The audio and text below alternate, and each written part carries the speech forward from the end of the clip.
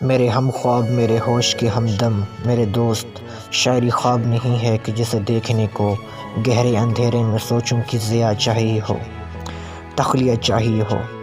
میرے ہم شکل میری شکل کے مجرم میرے دوست، شاعری چہرہ نہیں ہے کہ جسے ڈھونڈنے کو کوئی بت، کوئی صنم، کوئی خدا چاہیے ہو، آئینہ چاہیے ہو۔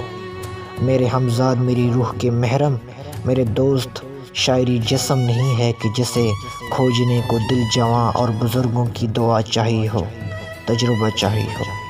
شاعری شکل نہیں ہے جو کسی کو نہ ملے، شاعری بھید نہیں ہے جو کسی پر نہ کھلے، شاعری رنگ نہیں ہے ایسا جو پوشیدہ ہو، شاعری زنگ ہے ایسا جو جہاں دیدہ ہو۔